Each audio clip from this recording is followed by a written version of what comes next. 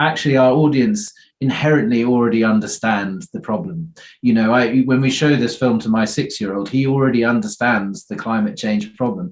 But what we're trying to do is bring people on that journey, get them emotionally engaged, so that we have an audience who feels empowered at the end of the film to go out and do something about it, because we all have the ability to take actions that will help the plight of the polar bear. Happy Earth Day and welcome to a very special edition of the Movie Podcast. My name is Daniel. I'm one of your hosts today, and joining alongside me is Anthony. Hello, Anthony. Hello, everyone. I'm so excited to be here. It's Earth Day. We are celebrating the Earth and polar bears and wildlife. I think so. Yeah. How are you doing, though? Let's celebrate you for a little bit. I'm doing well. Weather's really, really nice here in Toronto. Enjoying that. Getting some errands done, but just living the polar bear life. Living the polar bear life. When we'll learn more about what that life is going to be very, very soon. I'm doing good. Yeah, like you said, it's beautiful weather. It's Earth Day. We get to celebrate the Earth, and I think there's no better way of doing that than with the special guests that we have joining us on the show today. Because today on the Movie Podcast, we are joined by Disneynature Polar Bear directors Alastair Fothergill and Jeff Wilson. Now, those names, you may not be familiar with them. You may be familiar with them, but they have such a long they have such a long list of work done within this industry, from Planet Earth to the Penguins film that they've done with Disneynature before. They've been in this industry for a very long time, so I'm very excited to get to talk to them very soon. But before that, as always, you can catch a brand new episode of the Movie Podcast every single Monday. There's a new episode out right now where we talk about the DC overhaul happening with Discovery coming in with Warner Brothers. A Prime Video presents Canada, our recap of that event, Stranger Things, and so much more to listen to. Make sure you follow us at the Movie Podcast on Instagram, Twitter, TikTok, and Letterboxd. And don't forget to give us a 5-star review on Apple Podcasts, Spotify, join our Discord, and write into the show at hello@themoviepodcast.ca. You can also follow us on youtube.com/themoviepodcast, because Anthony's been doing some great things. You may be watching us on YouTube right now, and you'll be able to see our amazing Movie Podcast shirts. You can also see Anthony's very fuzzy microphone cover, which looks hilarious when it's on camera. I implore you, go check it out on This YouTube. is not polar bear. This is no, synthetic, I would hope not. Hopefully. It's 100% synthetic. We do not support real fur here on the Movie Podcast. I just want to shout that out and make that clear if it wasn't clear already. Yeah, we don't want PETA on us, No, we don't want PETA on us, and it's very inhumane. Today, there's also lots of great reviews that I wanted to, I really wanted to highlight on the feed. If you want to hear our thoughts on movies like The Bad Guys, The Unbearable Weight of Massive Talents, The Northman, Fantastic Beasts, The Secrets of Dumbledore, there's lots to listen to on the Movie Podcast feed right now. And very soon, we will have a review out for Doctor Strange in the Multiverse of Madness. So there's lots to look forward to here on the Movie Podcast feed. And there's lots of interviews to look forward to. Maybe we'll have some more in May. Who knows? You'll have to stay tuned to find out. Anthony, how are you doing, though? You doing all right otherwise? Yeah, I'm doing well. I think you already asked me this, but did I ask you this already? I just want to make sure that you're doing good. Yeah. That's the biggest thing for me.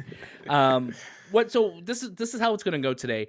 Very soon we're going to kick it over to our interview, like I said. But later after the interview, make sure you stick around, because Anthony and I will be talking about our thoughts on the Polar Bear film itself, what we loved about it, what we thought about it, and everything else and in between that. So without further ado, let's talk about Polar Bear, which, like I said, is directed by Alastair Fothergill and Jeff Wilson. It is narrated by Catherine Keener, and it tells the story of a new mother whose memories of her own youth prepare her to navigate motherhood in the increasingly challenging world that polar bears face today. This film is out today. If you're listening to this on April 22nd, Earth Day, you could watch it on Disney+. So make sure you do. We implore you to do it, because you're going to have a great time with it. And also, you'll be moved a lot. So without further ado, let's get to our discussion with Alastair Fothergill and Jeff Wilson. Hi, Daniel. Hi, guys. How are you? Very well, thank you. Thanks for your interest in the film. Oh, my goodness. Thank you for having me, and for both of you for sharing your time with me today. I love this documentary, and I was moved throughout it multiple times to tears. And I literally just have to ask you both to start off right out the gate. Where do you begin when you're telling a story like this? How do you find your story? How do you start in something like this? The thing about Disneynature, and it's absolutely unique about Disneynature compared with the wildlife documentaries that Jeff and I also make, is it's a movie. And, yes, originally they were in the cinema, but now they're being streamed. But still, people come for movies for the same reason. They want a strong story. They want to be emotionally engaged. They want powerful characters. And they want to be moved. And we always knew that polar bears had the power to do that. We worked with them for many times in the past, and we've always wanted to make a movie. And so we write a traditional Hollywood script, 40, 50-page script. And that's based on two things. It's based on our past experience, what practically we think we will be able to film. But also we needed to boil down the real dilemma of the animal, the real narrative of the animal. And that's why we chose to talk about a female bear. Our star is a female bear looking back at 15 years of her life. And we chose that length of period because that is the time where there's been significant change in the ice in Svalbard.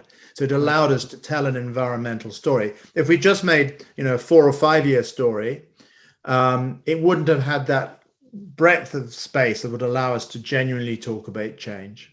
Right. And there's so much change that we see throughout, this cycle within this film. When it comes to covering a film like this, you both have been working in this industry for so long. What's been the biggest change in telling a story like this over the last 10, 15, 20 years? I think actually the greatest change is that our audience has gone on this journey with us. I think our audience is also already very, very informed about the nature of the changing climate. And that allows us to tell quite a nuanced story and an emotional story. I think the reason that we can tell a story that from a female bear's perspective in the first person is because actually our audience inherently already understand the problem. When we show this film to my 6-year-old, he already understands the climate change problem. But what we're trying to do is bring people on that journey, get them emotionally engaged so that we have an audience who feels empowered at the end of the film to go out and do something about it. Because we all have the ability to take actions that will help the plight of the polar bear, both individually and through our speaking truth to power in our governments. And so that's our aim, really, is as well as entertaining. As Alastair says, it's a very entertaining movie, but the environmental message is there, and we're actually engaging with our audiences in ways that we might not have been able to do 15 or 20 years ago when we started filming bears way back for the Frozen Planet days. Right. And I want to ask for both of you, for Alastair and for Jeff, I want to each get your perspective. You've both been working in this field together and separately. What surprises you still when you make a film like this? Well, once the film has wrapped and it's out in the world, be it from something you've learned through nature or just people's responses to it, what still surprises you when you're working on something like this? The wonderful thing about working with nature is it always surprises you. I mean, we thought we knew what was going to happen with our bears, and a number of things did, but totally unpredictable things happened. For instance, the extraordinary time when our young female bear, when she was about 4 or 5 years old, she met, having been on her own for years, she met a young male bear. Now, we had never seen anything like that. And the field assistants we were working with, who worked with those bears for 25 years, had never seen anything like that. Wow. And, when they were hunting harbor seals, that was completely new. And it's partly because these bears have had to adapt to climate change. Because they can not successfully hunt seals so much, they've had to change their behavior. So the bears themselves really surprised us. I think the other thing about a Disneynature film is the actual creative process. It is always a learning curve, because the skill of making a good Disneynature film is to boil down the emotional heart of an animal. We made a film on chimpanzees, for instance. Jeff and I recently made a film for Disneynature on penguins. That was always going to be a comedy, because they're comedic animals. Yeah. Polar bears are the ultimate loners, and it was a very different type of film. So we've had to learn to make a lot of different types of films, actually. And I think that creative challenge has been very interesting each time and very fresh for us as filmmakers each time. Definitely. And Jeff, how about for yourself? Yeah, I would just agree with Alastair on all of those points. And I think for me, the natural world has the ability to write a far, far more powerful and fascinating script than we could ever imagine. And the longer that I spend the time in the field, the more that becomes obvious, is that the simple power of being present and observing turns up storylines and behaviors that you could never, ever imagine. And I think that's absolutely fascinating. Still to this day about the natural world is simply by observing, just by taking the time to look and understand an animal, you learn so much. And that's not just for polar bears. That could be a cockroach in your bathroom, or it could be a praying mantis on your windowsill. You know, just the power of observation still has the ability to amaze, I think, and that's very, very important for me.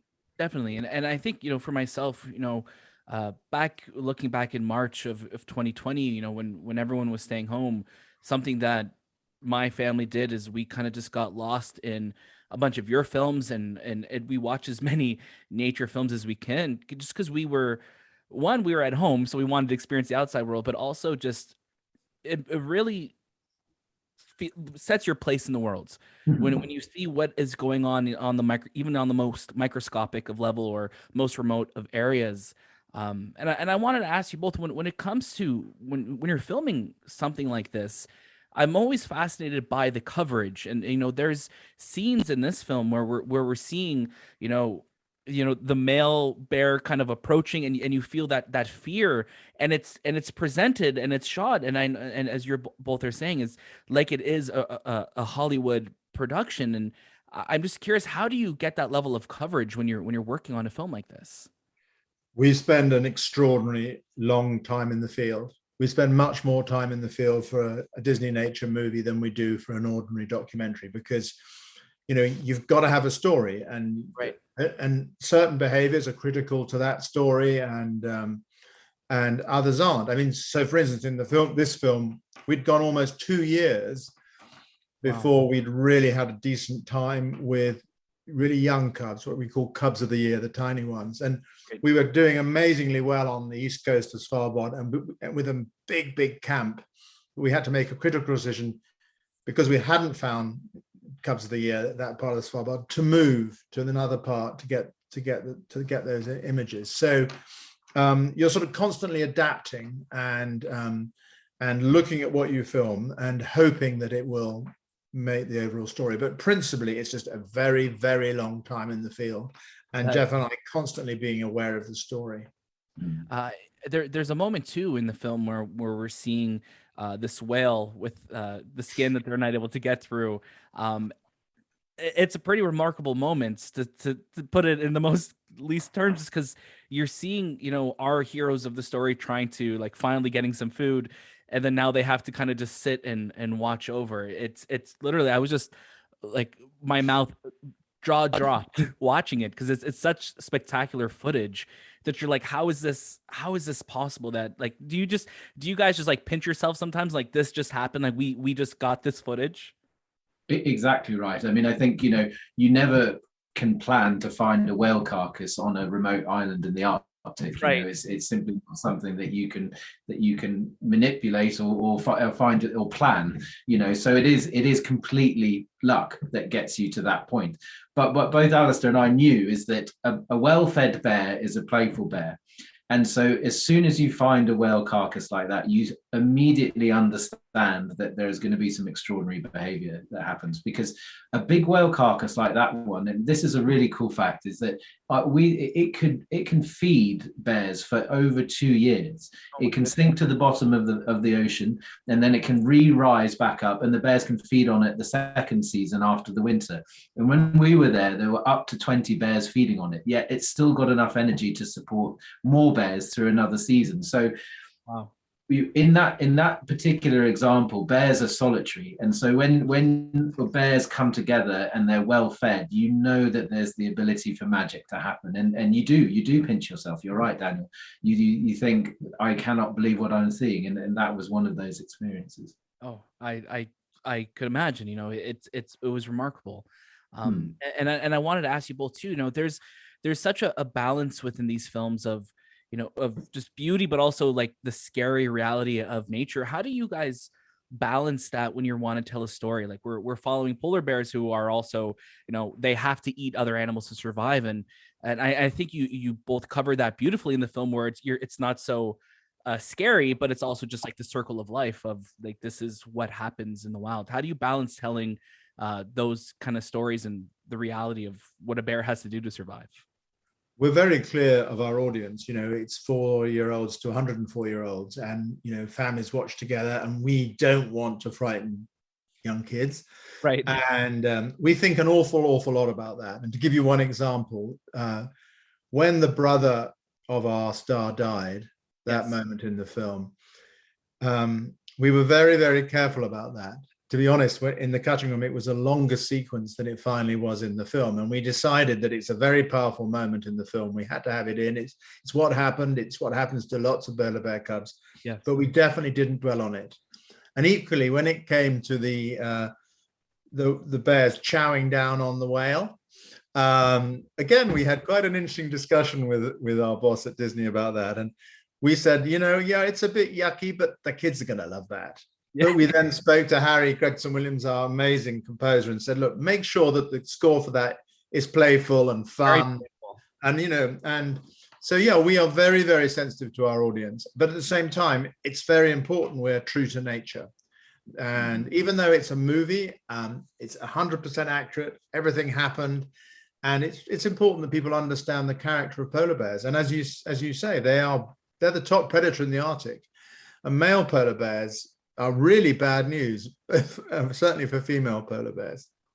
It was really remarkable to see just the scale of the male polar bears, and again, it's polar bears are always characters that we've seen in various animated films or the Coca-Cola commercials and things like that. But when you see like just that presence, and again, credit to Harry Gregson-Williams on the score, there is a genuine fear that arose out of me while watching that, and it's amazing. Like, again, I get so moved by the coverage and the filmmaking that you guys are able to pull off in these remote areas. I wanted to ask you too, safety wise, when you're working on a movie like this, how do you guys ever fear for putting yourselves out there and making a movie like this? Excuse me, it's very important. Carry on. Yeah, please. It's very important to understand that our job is to film natural behavior, and so with every animal that we film, we're treading that line about being close enough to film, but far enough away that we're not affecting the bear's behavior. And I won't lie, I am scared of polar bears. In fact, everybody should be scared of polar bears. Yes. There's no reason not to be scared of polar bears. That's healthy, by the way. Yeah. But speaking to the presence of the male bear that you mentioned, I'm glad that you felt that, because actually when you are there and there is a male bear in the vicinity, that is the feeling that you get. They are such a presence. They are so big and they're so dominant in that environment that they could be 3 or 4 kilometers away and the atmosphere palpably changes. Not only with us, but with the female bears and their cubs, because everybody's aware of this giant that's out there on the sea ice. And I think that's a remarkable feeling. And I'm glad that we're able to get it across in the film and that Harry was able to translate it in the score. But from a safety point of view, though, it's just very, very important for our teams that we're observing natural behavior, that we're operating safely, and we're very reliant on some very experienced guides who put us in the right place at the right time with the right bear. And we really stand on the shoulders of giants with those guys, who really, and guys and girls who help put us right where we need to be, but in a safe way. Perfect. And on that as well, you mentioned, even being further away, are there ever moments that both of you, Alastair and Jeff, that you want to interfere? Was there a moment on this film or any of your films that you felt like, I really wish that we could either stop what's happening right now or help what's going on? Like, how do you stop yourselves from wanting to help? Because that's such a human emotion of wanting to help another creature out, right? It's a real challenge. I mean, it's sort of the first rule for wildlife filmmakers is never interfere, never disturb.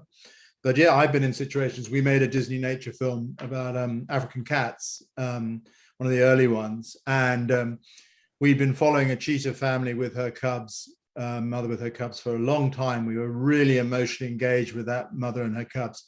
We had a situation where hyenas were coming in, and we absolutely knew those hyenas, had a high chance of stealing and killing our cubs. And we could have driven our camera vehicle between the cheetah and the hyenas, but we chose not to because of that rule. And you always have to realize that a hyena has its own puppies to feed. So yeah. No, we need to let nature run its own course. Definitely.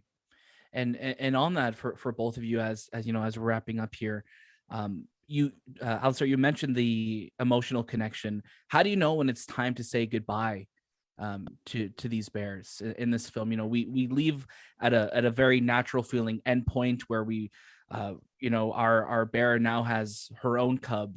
How do you know when the story is over?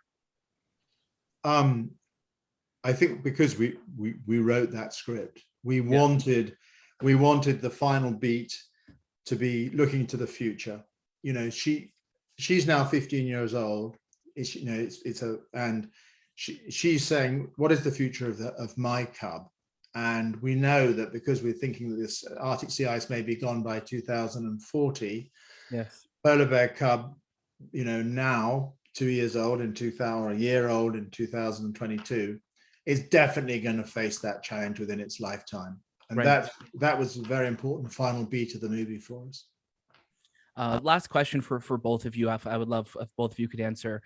If this is the last time you're able to talk about this film, which I know it's not, but if this was the last time you're able to talk about this film, what do you want to make sure audiences take away from it after watching it? I think we want people to appreciate the beauty and the extraordinary animal that we've put in front of them, how extraordinary a polar bear is.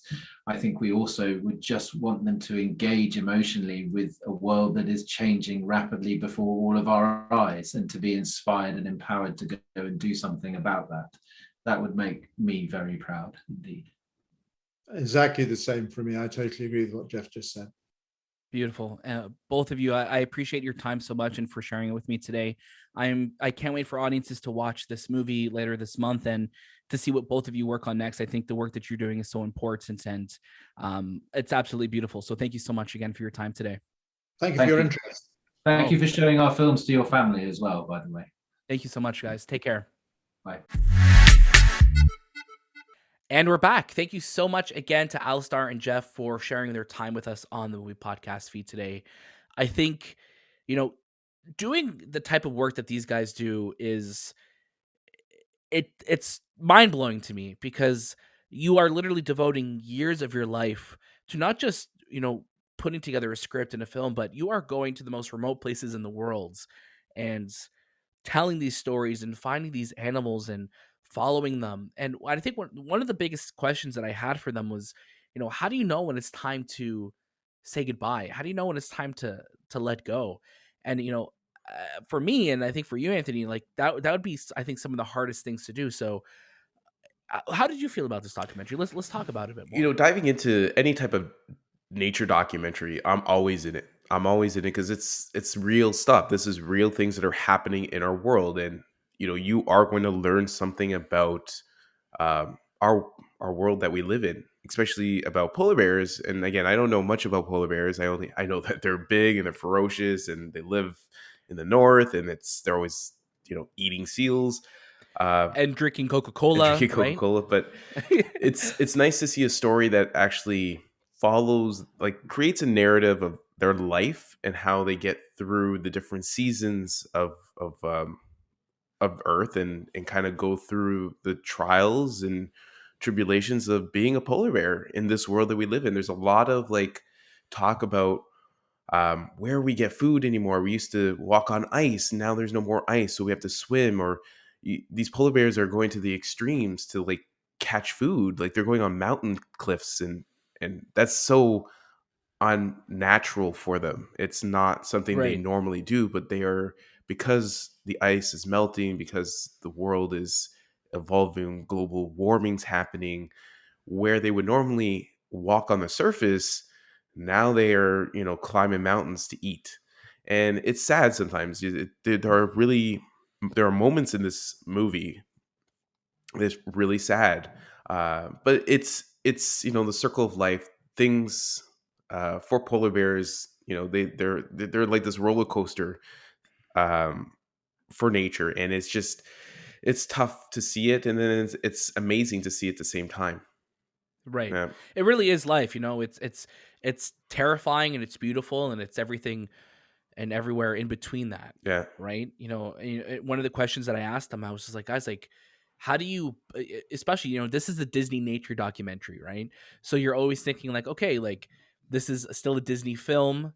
There's going to be a playfulness and a lightheartedness to it. And I asked, like, how do you know, like, some very sad things happen in this film. We see the loss of life in this film. We see animals that have to eat one another to survive.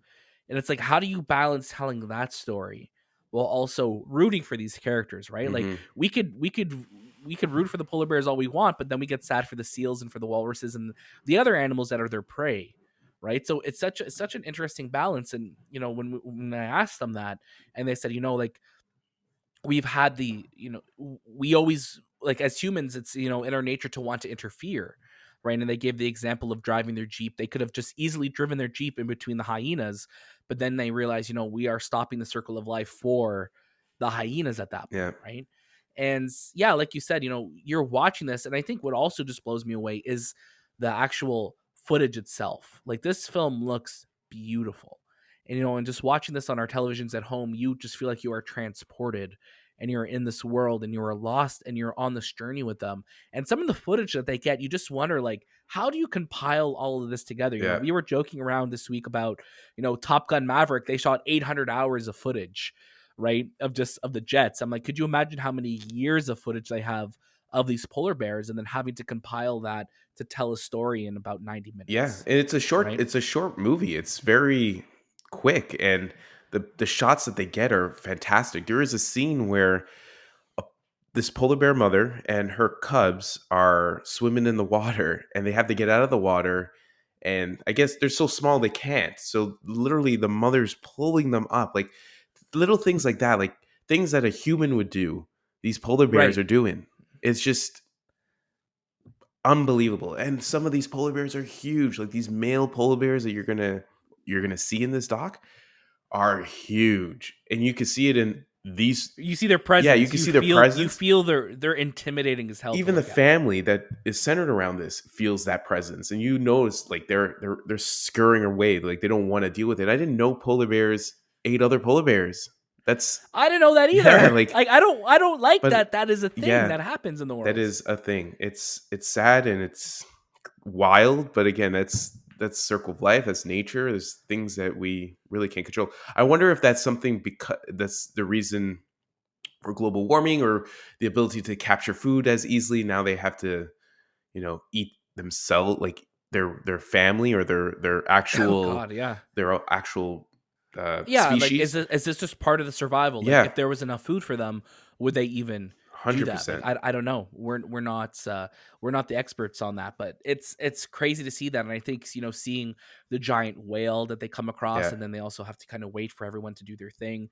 It's absolutely astounding just to look at, and you could just tell the love that Alistar and Jeff have for telling these stories and being within these worlds and doing what they do, because not anyone could do this. It's 100%. remarkable, Like absolutely remarkable.